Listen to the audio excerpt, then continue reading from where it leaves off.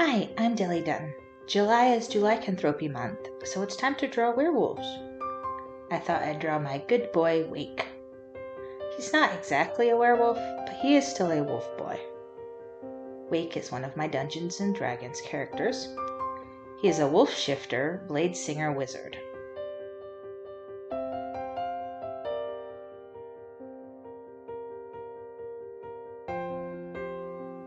Wake grew up in a small town called Shadehaven, an isolated place at the base of a huge magical tree.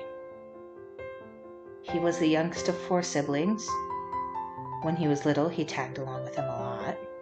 He got pulled into a lot of their shenanigans because he wanted to be like them and be included.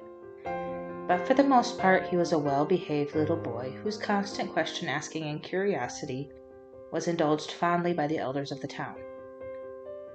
But as he got older, the other wolf shifters in his village felt a calling and left 2 by 2 until Wake was the only one left. He threw himself into studying, but struggling with feeling abandoned, he acted out, getting into fights at school. At least until a boy his age, Vigil, started challenging him, and the friendly competition convinced Wake to join Vigil's family's sword school. The school was built to protect the town against an evil sword that was imprisoned in a temple that had psychically gathered a cult around itself.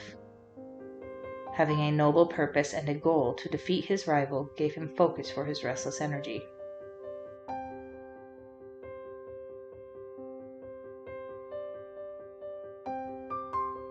Or at least for a few years. As an adult, he was being called in multiple directions. One from the evil sword, longing to break free and be wielded. Another from the massive fang jutting out of the mountain. Another was familiar howling from a hidden underground ruin of a necromancer's study.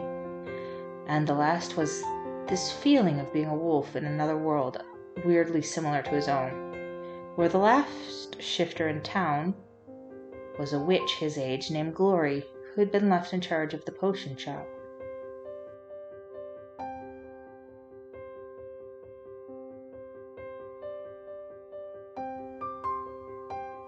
In the process of figuring out these strange events, the wolf form of Glory appeared in his town, like he had been appearing in hers. Wake had to fight Vigil to keep him from being tempted by the evil sword, also known as the Calling Blade.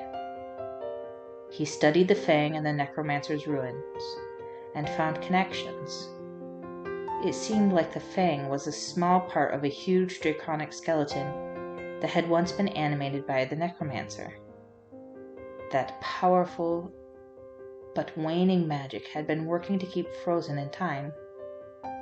Wake had reported most of these things to the village elders, as he saw it was his duty. However, their response was to start locking the town into a magical shield bubble every night. Wake didn't think this would help if the massive skeleton awoke, as it seemed to be partially under the town. However, the elders dismissed his concerns, and Vigil seemed to be both worried about his friend and still preoccupied by the Calling Blade.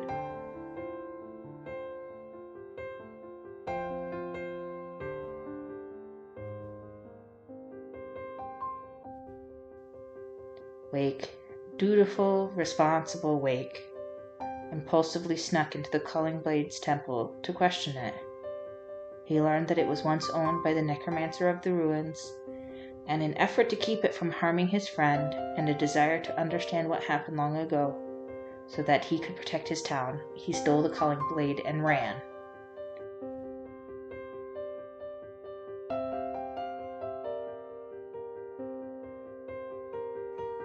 I'm excited to see what happens next to my wizard wolfy boy. Thanks for watching. Like and subscribe for more art. Bye!